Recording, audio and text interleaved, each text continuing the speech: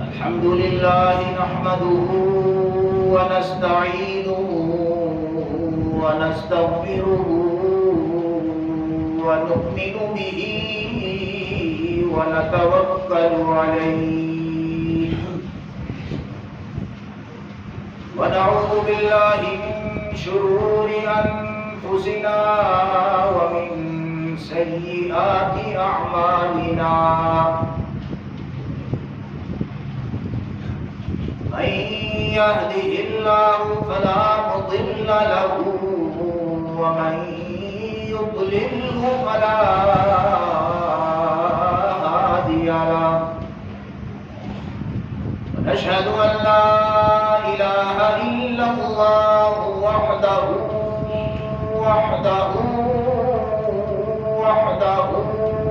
لا شريك له ونشهد أن سيدنا وسندنا ومولانا محمدا عبده ورسوله أما بعد فقد قال الله تبارك وتعالى في القرآن المجيد والفرقان الحميد أعوذ بالله من الشيطان الرجيم بسم الله الرحمن الرحيم يا أيها الذين آمنوا إن جاءكم فاسق بنبأ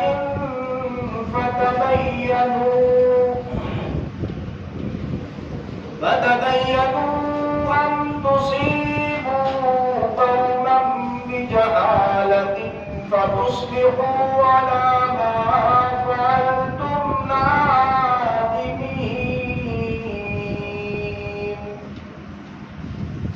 صدق الله مولانا العظيم وصدق رسوله النبي الكريم ونحن على ذلك لمن الشاهدين والشاكرين والحمد لله رب العالمين اللهم صل على محمد وعلى آل محمد كما صليت على إبراهيم وعلى آل إبراهيم إنك حميد مجيد. معزز سامعین اکرام، یہ جو آیت مقدسہ آپ کے سامنے میں نے تلاوت کی ہے، اس آیت مبارکہ میں اللہ رب العزت معاشرے کی ایک ایسی بات کی طرف ہماری توجہ دلا رہے ہیں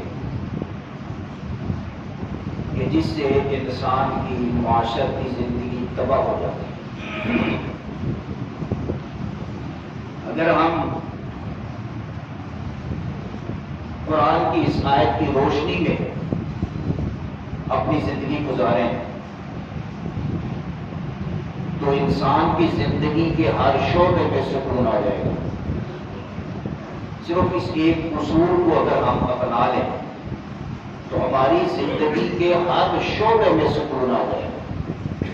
وہ زندگی چاہے گھریلو زندگی ہو یا خاندانی زندگی ہو یا معاشرتی زندگی ہو، معاشی زندگی ہو یا سیاسی زندگی ہو یا سماجی زندگی ہو، زندگی کا کوئی بھی شعبہ ہو، اس ایک اصول کو اگر آپ اپنا لیں تو زندگی جنت بن جائے گی.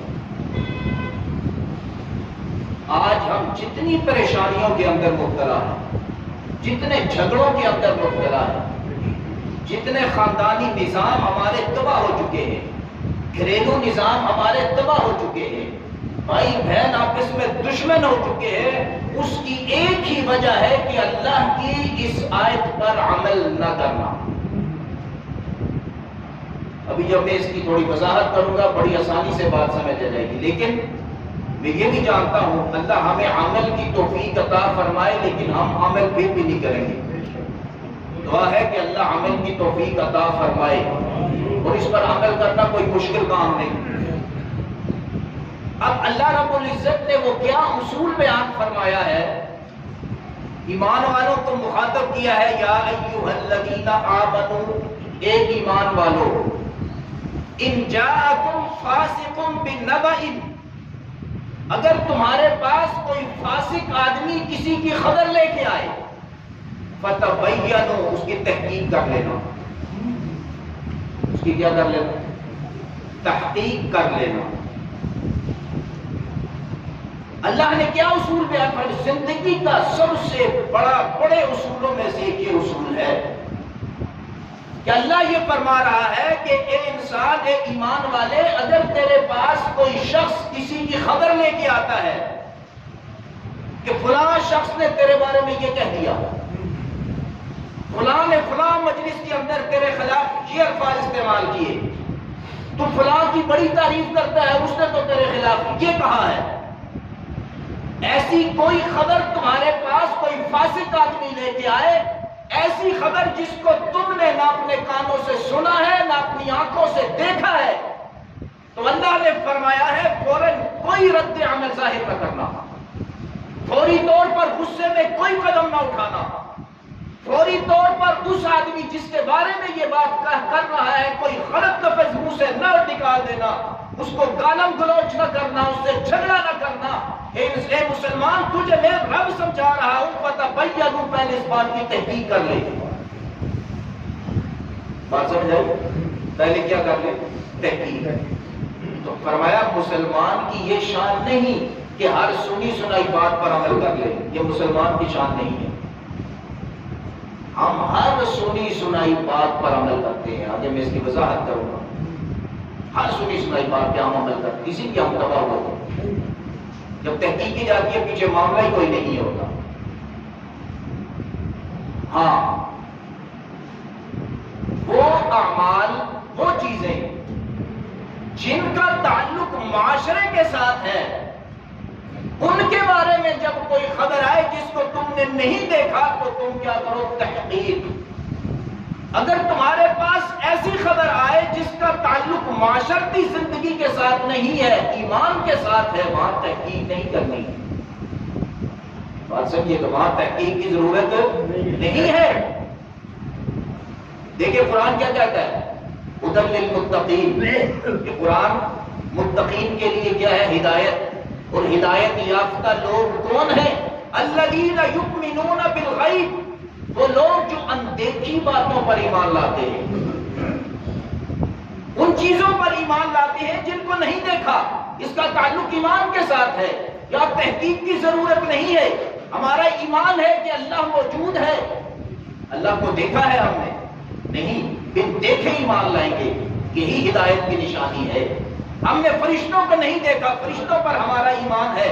ہم نے قیامت کو نہیں دیکھا، قیامت پر ہمارا ایمان ہے۔ ہم نے جنت اور جہنم کو نہیں دیکھا، جنت اور جہنم پر ہمارا ایمان ہے۔ جن چیزوں کا تعلق ایمان کے ساتھ ہے وہاں تحقیق کی ضرورت نہیں ہے، وہاں اللہ اور اللہ کے نبی کی جو بات پہنچ گئی اس کو مان لو۔ اب ایک آدمی کہ جی میں نماز کیوں پڑھوں، میں تحقیق کروں گا نماز کی کیا فوائد ہے دنیا میں، حکمت کیا ہے؟ ہم نے حکمت پر ایمان نہیں لانا، ہم نے اللہ اور اللہ کے رسول پر ایمان لانا ہے۔ جو اللہ اور اللہ کے رسول کی بات پہنچ گئی وہاں تحقیق کی ضرورت نہیں ہے، دلیل کے ساتھ جو بات پہنچ چکی تمہارے سامنے اس پر عمل کرو، وہاں حکمت نہ تلاش کرو۔ میرے محترم سامعین اکرام، آج جو مستشرقین ہے، مستشرق اس کو کہتے ہیں وہ غیر مسلم جو دینی تعلیم سیکھتے ہیں دین پر اعتراض کرنے کے لیے، ان کو مستشرق کہتے ہیں۔ وہ یہی اعتراض کرتے ہیں کہ مسلمان کون سی تقلید کرتا ہے، اللہ کو نہیں دیکھا نا ہم نے مانے، عالم پر برزخ کو نہیں دیکھا مان رہے ہیں، جنت جہنم کو نہیں دیکھا مان رہے ہیں، قیامت کو نہیں دیکھا مان رہے ہیں۔ وہ کہتے ہیں مسلمانوں کے ایمان تو ایک اندھی تقلید ہے، ہر چیز کو مانتے چلے جا رہے ہیں۔ اس کا جواب یہ ہے کہ مسلمان اتنا بیوقوف نہیں کہ ہر سنی سنائی بات کو مانتا ہے۔ مسلمان تک جو بات پہنچتی ہے مسلمان اس کے ذرائع کو دیکھتا ہے، سوچ دیکھتا ہے یہ بات کہاں سے آ رہی ہے، اس بات کو کرنے والا کون ہے، اور کرنے والے کا جو مقام ہوتا ہے اسی اعتبار سے مسلمان اس کا رد عمل دیتا ہے۔ ایک بات آپ کے سامنے ایک اجنبی شخص کرتا ہے، اس کی حیثیت اور ہے۔ ایک بات آپ کے سامنے آپ کا بھائی کرتا ہے، اس کی حیثیت اور ہے۔ ایک آپ کے سامنے بات آپ کا دوست کرتا ہے، اس کی حیثیت اور ہے۔ ایک بات آپ کے سامنے آپ کی بیوی کرتی ہے، اس کی حیثیت اور ہے۔ ایک بات آپ کے سامنے آپ کے والد محترم کرتے ہیں، اس کی حیثیت اور ہے۔ ایک بات ایک عالم کرتا ہے، اس کی حیثیت اور ہے۔ ایک بات مفتی کرتا ہے، اس کی حیثیت اور ہے۔ ایک بات صحابی کرتا ہے، اس کی حیثیت اور ہے۔ ایک بات نبی کرتا ہے، اس کی حیثیت اور ہے۔ اور ایک بات امام الانبیاء محمد الرسول اللہ صلی اللہ علیہ وسلم فرماتے ہیں، اس کی حیثیت اور ہے۔ مسلمان ہر سنی سنائی بات پر نہیں عمل کرتا، مسلمان ذریعہ دیکھتا ہے، مسلمان سورس دیکھتا ہے، مسلمان بات کرنے والے کو دیکھتا ہے پھر بات مانتا ہے۔ اور جو بات امام الانبیاء سے آتی ہے، جو بات صحابہ سے آتی ہے، مسلمان اس بات کو مانتا ہے۔ ہر سنی سنائی بات کو مسلمان نہیں مانتا۔ تو یہ کہنا کہ مسلمانوں کی تقلید ہوتی ہے، سنی سنائی بات، ذرائع دیکھتا ہے مسلمان، سورس دیکھتا ہے کہاں سے یہ بات کہنے والا کون ہے، پھر مسلمان۔ تو اس آیت کے اندر اللہ رب العزت نے جو تذکرہ کیا ہے فَتَبَيَّنُوا، تحقیق کرو، اس کے الفاظ پر تو غور کرو۔ یا اللہ یہ نہیں فرما رہا کہ علماء کی بات کی تحقیق کرو، علماء حق کی بات کر رہا ہوں۔ یہ نہیں فرمایا امام الانبیاء محمد الرسول اللہ صلی اللہ علیہ وسلم کی بات کی تحقیق کرو، نہیں۔ اللہ فرماتا ہے ایمان والو ان جاءکم فاسق بنبأ، جب تمہارے پاس کوئی فاسق خبر لے کے آئے اس کی تحقیق کرو۔ فاسق کس کو کہتے ہیں؟ فاسق گناہگار شخص کو کہا جاتا ہے۔ شریعت کے اندر کون سا گناہگار فاسق ہے؟ ایک شخص ہے، اس نے گناہ کیا، گناہ کرنے کے بعد توبہ کر لی، سچی توبہ کر لی۔ اس موضوع پہ آپ سن چکے ہیں توبہ کیا ہے۔ اس نے شرمندگی ظاہر کی، اللہ آج کے بعد یہ گناہ نہیں کروں گا، یہ فاسق نہیں ہے۔ فاسق وہ شخص ہے جو علی الاعلان گناہ کبیرہ کرے، گناہ صغیرہ کرنے والا بھی فاسق نہیں، علی الاعلان گناہ کبیرہ کرے گا وہ کیا کہلائے گا؟ فاسق۔ ایک انسان علی الاعلان گناہ کرتا ہی وہ ہے جس کو توبہ کی توفیق نہ ہو، اللہ سب کو دے۔ اعلانیہ گناہ اس وقت بندہ کرتا ہے جب دل کالا ہو جائے، ورنہ تو گناہ کرتے ہوئے انسان جیسا بھی اس کو شرمندگی تو ہوتی ہے نا، گناہ کرتا ہے تو لوگوں سے بھی چھپتا ہے، لوگوں سے تو شرم آتی ہے۔ تو جو علی الاعلان گناہ کرتا ہے، گناہ، اور یہ بھی ذہن میں رکھیں جھوٹ بولنا، آگے بات سمجھ آئے گی آپ کو، یہ ذہن میں رکھیں، جھوٹ بولنا گناہ کبیرہ ہے۔ ہم گناہ کبیرہ بدکاری کو سمجھتے ہیں، شراب کو سمجھتے ہیں، سود کو سمجھتے ہیں، جوے کو سمجھتے ہیں۔ گناہ کبیرہ ہم اس کو جھوٹ کو نہیں سمجھتے۔ اللہ کیا کہتا ہے؟ لعنت اللہ علی الکاذبین، جھوٹوں پر اللہ کی کیا ہے؟ لعنت ہے۔ تو یہ جھوٹ بولنا یہ بھی گناہ کبیرہ ہے، اور جو شخص بار بار علی الاعلان جھوٹ بولے وہ فاسق کے اندر آتا ہے کہ نہیں آتا؟ اس کے اندر آئے گا، فاسق کے اندر۔ تو فاسق کہا جاتا ہے علی الاعلان گناہ کبیرہ کرنے والا۔ تو اللہ نے یہاں فاسق کی بات کی ہے، جو فاسق کو کوئی خبر لے کے آئے، یعنی ذرائع کیا ہے؟ اگر فسق والا شخص، گناہگار شخص، اعلانیہ گناہ کرنے والا شخص تمہاری معاشرتی زندگی کے اعتبار سے تمہارے تک کوئی خبر لے کے آتا ہے، اللہ نے فرمایا فتبینوا، اس کی تحقیق کر لو۔ کیوں تحقیق کرو؟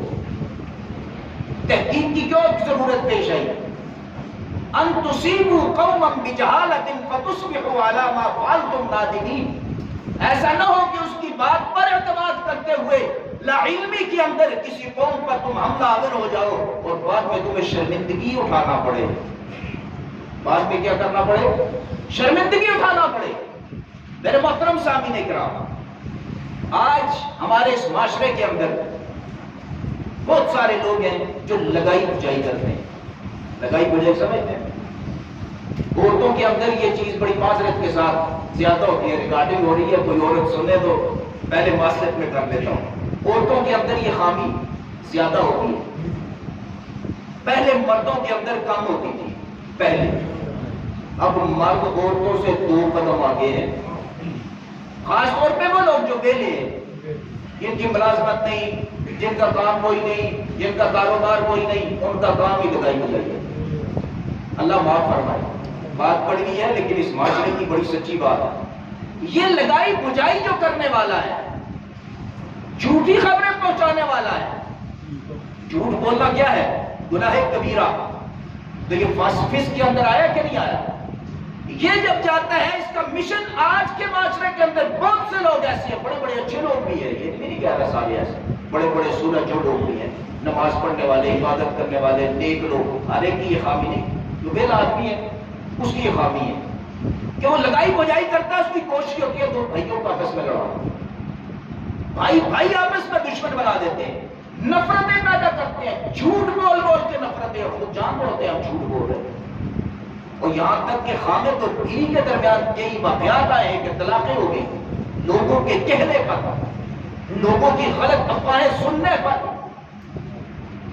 بیوی میاں اور بیوی میں طلاق ہو گئی، اور جب خامد بیوی کو چھوڑتا ہے نا تو اس وقت شیطان خوش ہوتا ہے. اس وقت شیطان خوش ہوتا ہے، اچھلتا ہے تو اپنے اس کرسی پہ.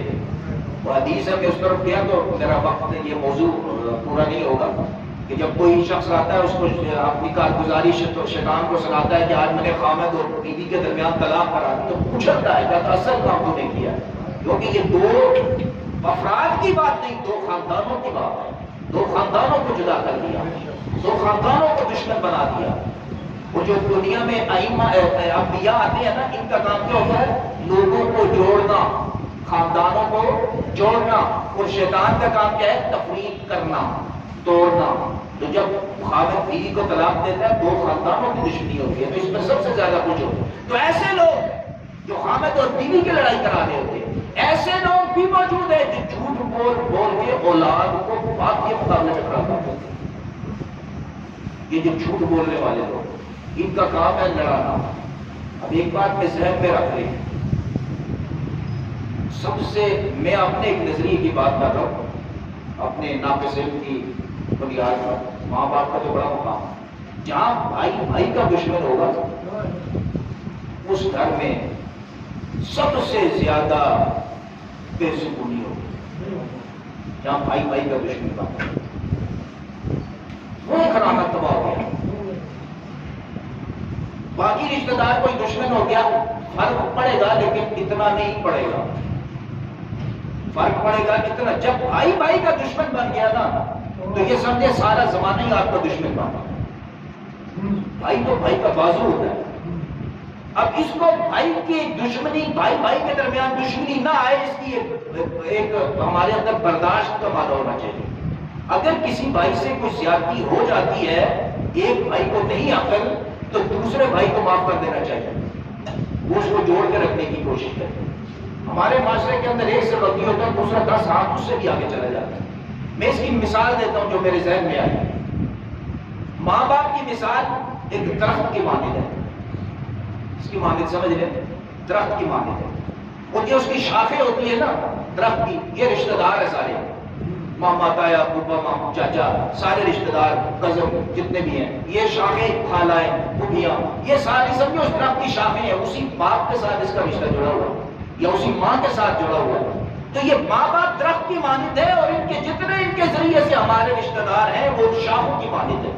لیکن بھائی اور بہنیں یہ اس درخت کی جڑوں کی مانند ہے. یہ کس کی مانند ہے؟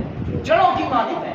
اگر شاخ کٹ جائے، ایک درخت کی ایک شاخ کو آپ کاٹ دیں، کوئی ایک رشتہ دار ناراض ہو گیا، شاخ کٹ گئی، سایہ کم ہو جائے گا، پھل کم ہو جائے گا، درخت بدنما لگے گا. لیکن درخت باقی رہے گا کہ نہیں رہے گا؟ درخت اپنی حالت پہ کھڑا رہے گا. باقی شاخیں اس کی موجود ہے، سایہ بھی دے گا، پھل بھی دے گا، فائدہ بھی پہنچائے گا. لیکن اگر جڑ کٹ گئی تو یہ درخت گرے گا نہیں، سوکھ جائے گا۔ درخت کی اگر جڑ ہم کاٹتے نا جڑ، تو یہ درخت تو پانی نہیں لے سکتا وہاں سے، یہ درخت خشک ہو جاتا ہے، سوکھ جاتا ہے۔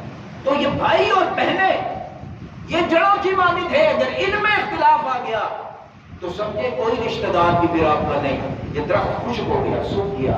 ان کو پتا ہے کہ تو آپس میں بھائیوں بہنوں کی نہیں بنتا۔ یہاں ہمارے اختلاف ڈالے بھائی اور بہن کے درمیان، بھائی کے درمیان اس طرح کے اختلاف ڈالے تو یہاں سے گھر تباہ ہو گئے۔ اور جب اسی لیے فرمایا ان جاءکم فاسق بنبأ، وہ شخص تمہارے پاس خبر لے کے آتا ہے فتبینوا، پہلے تحقیق کرو میرے بھائی نے یہ بات کی بھی ہے، میری بہن نے یہ بات کی بھی ہے، میرے رشتہ دار نے یہ بات کی بھی ہے کہ نہیں۔ اور ہم جب فوراً رد عمل کا ظاہر کرتے ہیں، کسی سے گالم گلوچ کرتے ہیں، لڑائی جھگڑا کرتے ہیں، 2 مہینے 4 مہینے کے بعد پتہ چلتا ہے یہ بات تو ہوئی نہیں تھی، اس وقت کیا ہوتا ہے؟ فَتُصْبِحُوا عَلَىٰ مَا فَعَلْتُمْ نَادِمِينَ، کہ تم شرمندہ ہو گئے، پھر معافیاں مانگتے ہو۔ تو اس سے پہلے اللہ نے فرمایا فَتَبَيَّنُوا، ذرا تم تحقیق کر لیا کرو، سنی سنائی باتوں پر عمل نہ کیا کرو، کانوں کے کچا انسان کو نہیں ہونا چاہیے۔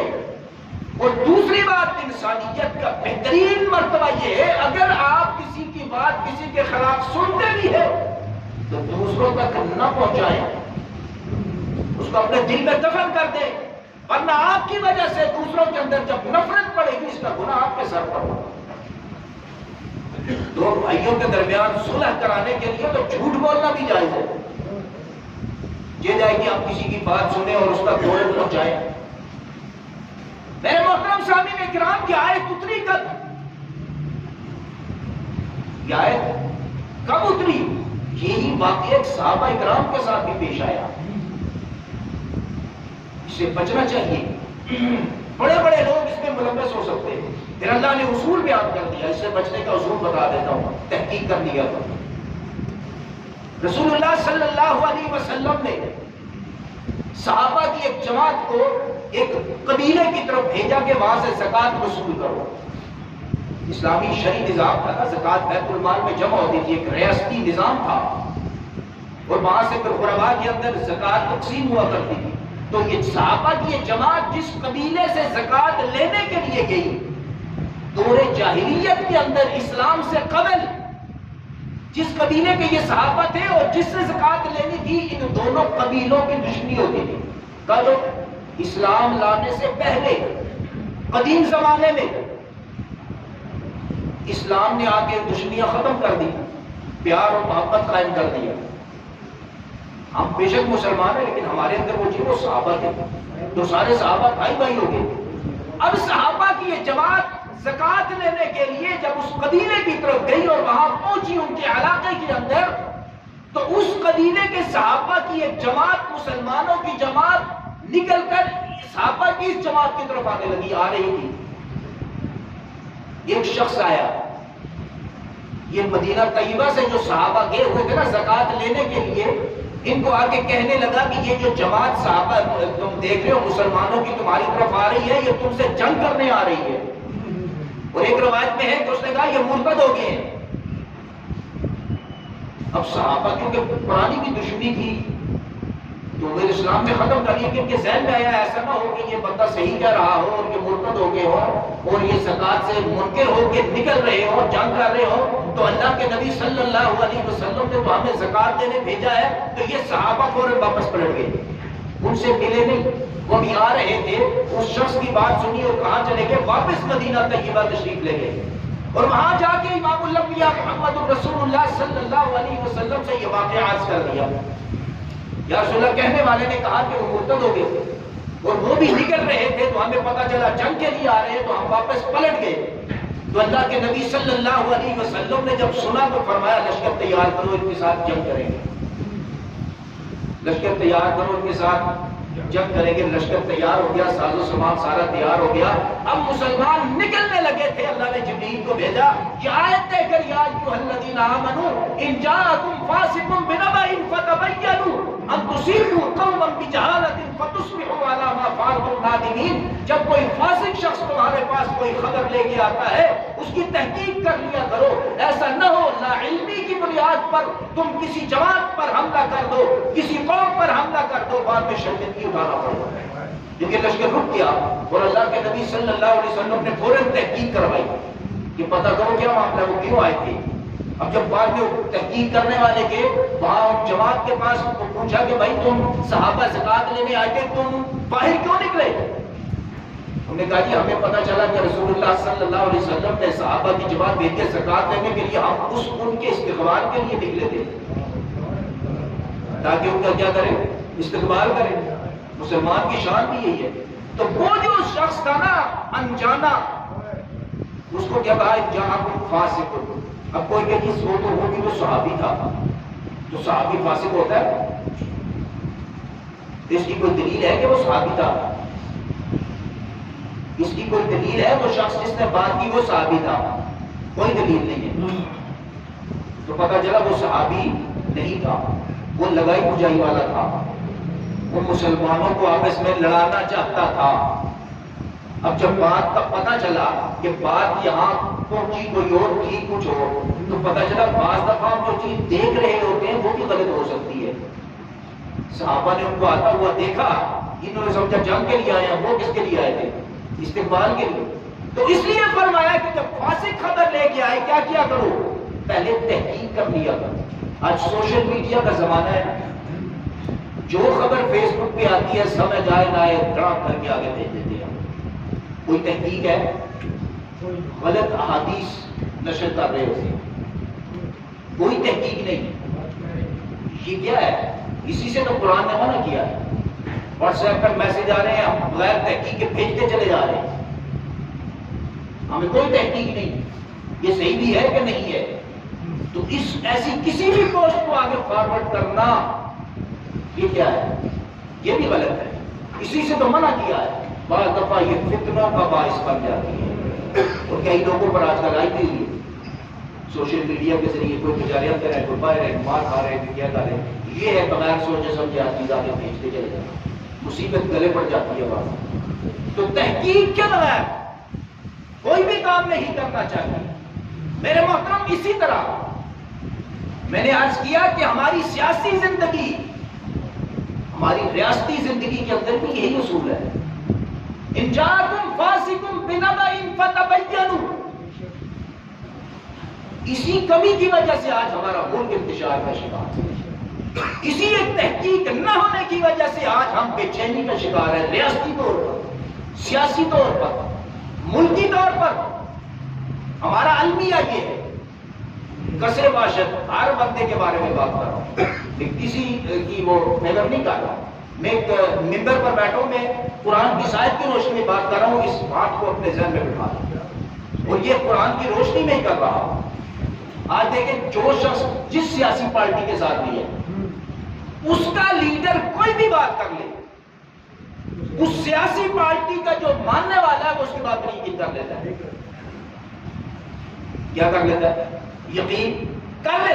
وہ ہزار جھوٹ بول جائے، کہو یہ جھوٹ اس نے بولا ہے، وہ خود تعبیر کرے گا، میں اگر مانوں میں تعبیر نہیں، اس کا مقصد یہ تھا، بھائی کہنے والا وہ ہے، تجھے کیا پتا اس کا مقصد کیا تھا؟ یہ تو وہی جانتا ہے جو کہہ رہا ہے۔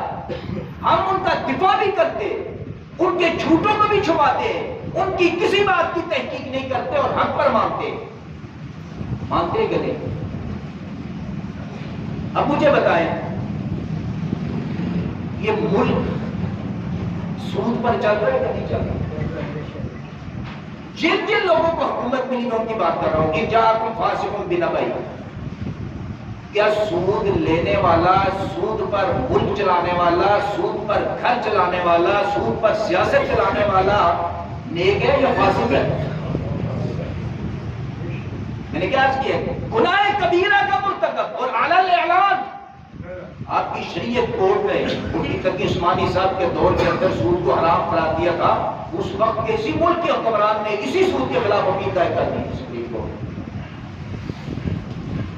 اور ہم پردے ڈال رہے ہیں۔ کوئی بھی کسی بھی سیاسی پارٹی جن کو حکومت ملی ہے سب نے سود پر چلایا، ملک کے بھی چلایا۔ تو اللہ تو کہتا ہے ایسا کوئی بندہ جھوٹ بولتے ہیں کہ نہیں؟ کوئی بھی ہو جھوٹ بولتے ہیں نہیں بولتے، سارے جھوٹ بولتے ہیں۔ ہم انہی جھوٹوں پر اعتماد کرتے ہیں۔ آج وہ جو کنٹرول بورڈ کر رہے تھے آج اندر ہے، آج کوئی لوگ کہتے ہیں ہمارے ان کے ساتھ تعلق ہی نہیں. ہمیں اللہ نے عقل دی ہے یار، یہ ہمارا ملک ہے، ہم پاکستانی ہیں، ہم کسی بندے کے پابند نہیں، کسی سیاسی پارٹی کے پابند نہیں، ہم اللہ اور اللہ کے رسول کی پابند ہے اور اس ملک کی حفاظت کے پابند ہے جو اللہ نے ہمیں دیا. اللہ اس ملک کی حفاظت کرا. یہ ذہن میں رکھا، یہ ذہن سے ہی نکال دیں میں اس پارٹی کا، میں اس پارٹی کا فلاں، اور بغیر تحقیق کے ہم الزامات نہیں لگا رہے. ہر بندہ اپنے مخالف پر الزام لگا رہا ہے، تحقیق کوئی نہیں، ثبوت کوئی نہیں. فلاں اتنا کھا گیا، فلاں وہ کر گیا، فلاں وہ کر گیا، ثبوت ہے نہیں، کسی کے پاس نہیں ثبوت. یہی تو اللہ نے منع، یہی تو بے چینی ہے. اور رسول اللہ صلی اللہ علیہ وسلم نے ریاست قائم کی کہ نہیں کی؟ ایسی ریاست قائم کی یہود و نصارہ بھی کہتے تھے، جہاں فیصلہ پھنستا تھا کہ ہاں محمد صلی اللہ علیہ وسلم کی خدمت میں جاؤ، جو فیصلہ کر لے تو قبول ہے. کافر کہہ رہا ہے، دشمن کہہ رہا ہے، یہ ہے ریاست مدینہ. میرے محترم سامعین اکرام، اس لیے اپنے ذہنوں سے ان نقوش کو نکال دیں. ہم جھگڑے ہوئے ہیں فراڈوں کے اندر، ہر ایک کی بات پر کوئی یقین نہ کرے، سب جھوٹے جھوٹ بولتے ہیں. اللہ رب العزت اب ایک سلسلہ شروع ہے مفتی تقی عثمانی صاحب کی مشاورت کے اندر کہ سود کو دوبارہ ختم کرنے کی کوشش کی جا رہی ہے. دعا کریں کہ اللہ رب العزت اس مصیبت سے نکال دے. جس دن اس مصیبت سے یہ ملک نکل گیا اس دن اس ملک کی ترقی دے گا. ہم نے تو اللہ کے رسول سے سیدھی جنگ چھیڑی ہوئی ہے. اللہ خود فرماتا ہے سود لینے دینے والا یہ کیا ہے؟ فَأَذَنُوا بِحَرْبٍ مِّنَ اللَّهِ. اس کا اعلان ہے جنگ اللہ اور اللہ کے رسول کے ساتھ. تو ہم اس وقت جب یہ چیزیں ہم نہیں دیکھ رہے ہوتے، اپنے ملک کو دیکھیں، اپنے ملک کے نظام کو دیکھیں. یہ ملک ہمیں اللہ نے دیا ہے، اللہ کا اس پر شکر ادا کریں اور ٹھیک لوگوں کا چناؤ کریں. صرف لکیر کے فقیر نہ بنے، سنی سنائی پر نہ چلے. میں نے عرض کیا سنی سنائی بات لکیر کا فقیر ایمان پر بننا ہوتا ہے.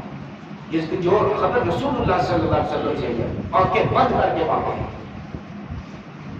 جو اللہ کے نبی سے بات کی دور حاضر کے لوگ کر رہے ہیں، پھر کیا فتبین. اب دیکھیں بات کرنے والا اگر قابل اعتماد ہے، بعض بات کرنے والے کیا ہوتے ہیں جن پر ہمیں بڑا اعتماد ہوتا ہے. بھائی پر اعتماد ہے کہ نہیں؟ بیوی پر خامد کا اعتماد ہے کہ نہیں؟ خامد کا بیوی پر اعتماد ہے کہ نہیں؟ اب ایسے لوگ جو قابل اعتماد ہیں اگر وہ کوئی بات آ کر کرتے ہیں آپ سے تو کیا وہاں بھی تحقیق کی جائے گی؟ پھانسی کی تو کی جائے گی. یہ اصول کی ذہن ہے. اگر قابل اعتماد شخص ایسی بات کرتا ہے جو اچھی بات ہے، خیر کی بات ہے، وہاں تحقیق کی ضرورت نہیں ہے. اگر قابل اعتماد شخص بھی بری بات کرتا ہے جس سے آپ کے میرے دل کے اندر بدزنی آ سکتی ہے، کسی کے خلاف نفرت آ سکتی ہے، وہ جتنا قابل اعتماد ہو اس کی بات پر بھی یقین نہ کرے، وہ تحقیق کرے. یہ اصول اللہ نے سمجھا دیا. گناہوں سے خالی کوئی بھی نہیں ہے انبیاء کے پاس. کوئی ہے؟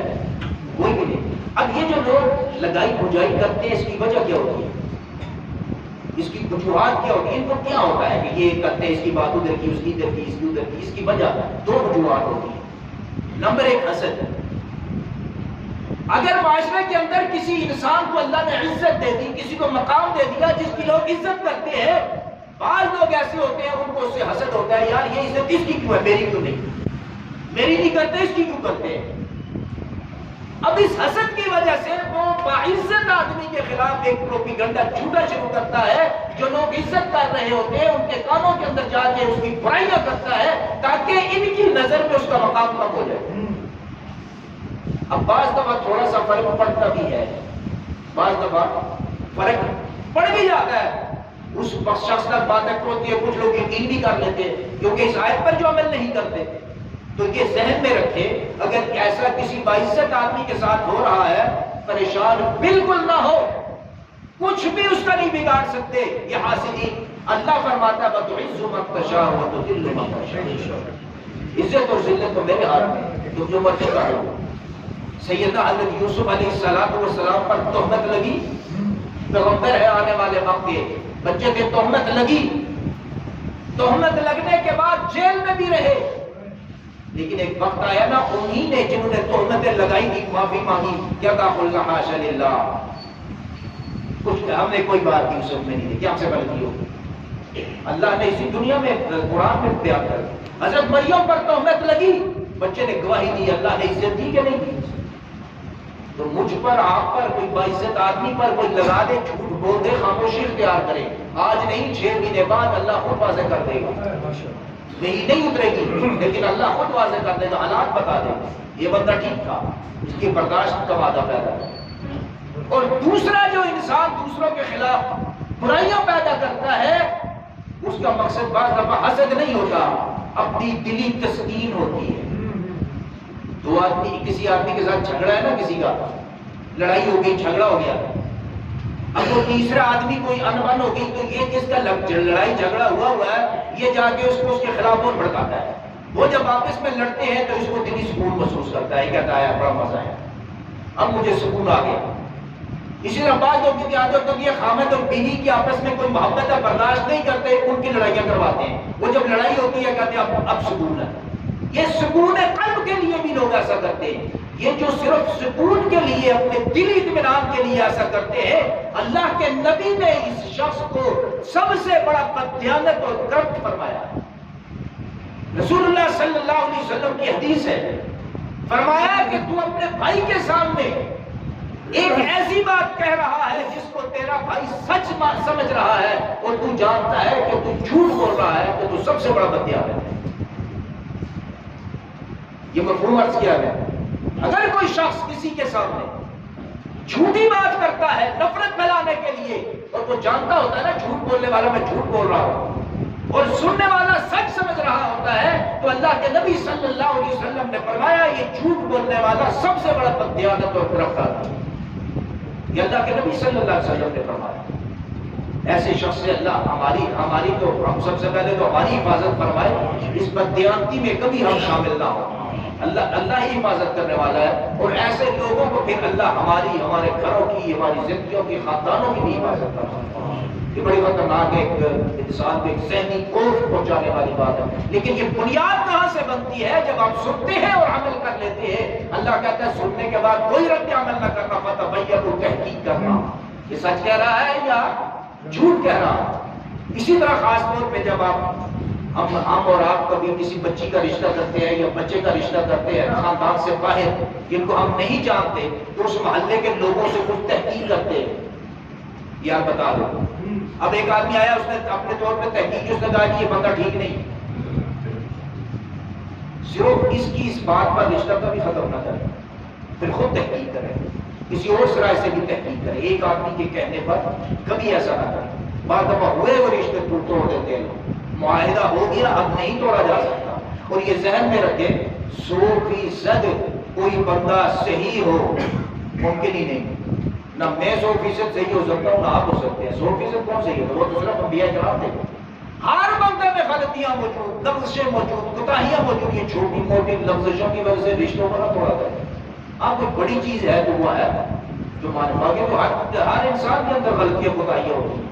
تو اس لیے اگر کسی ایک بندے نے کوئی تحقیق کی اور آپ تک بات ہمارے تک پہنچی تو ہم پھر خود بھی تحقیق کریں. اور آج کیونکہ سوشل میڈیا کا زمانہ ہے، ہمارے استاد صاحب نے ایک بڑی خوبصورت بات کی کہ آج بچے یونیورسٹیوں میں پڑھتے ہیں، لڑکیاں پڑھتی ہیں اور سوشل میڈیا کا زمانہ ہے. یہ تصویریں بناتے ہیں لڑکے لڑکیاں بھی سوشل میڈیا پہ ڈال دیتے ہیں، فیس بک پہ ڈال دیتے ہیں، لیکن یہ نہیں جانتے کہ آنے والے وقت میں اس کا کیا عذاب ہم پر مسلط ہونے والا ہے. اس دنیا میں کئی بچیوں کی زندگیاں تباہ ہو گئی. کوئی تصویر خامد پاس پہنچی، یہ وہ بنانا، ایک دفعہ اس کے ذہن میں شک پڑ گیا نا، یہ جہنم بن گیا. اپنی اولادوں کو یہ باتیں سمجھائیں، اپنی بیٹیوں کو یہ باتیں سمجھائیں. استعمال کرتی ہیں ٹھیک ہے، لیکن سوشل میڈیا پر اپنی تصویریں کبھی پوسٹ نہ کریں. آنے والے وقت میں کوئی پتہ نہیں کہاں یہ ہمارے لیے عذاب بن ہے.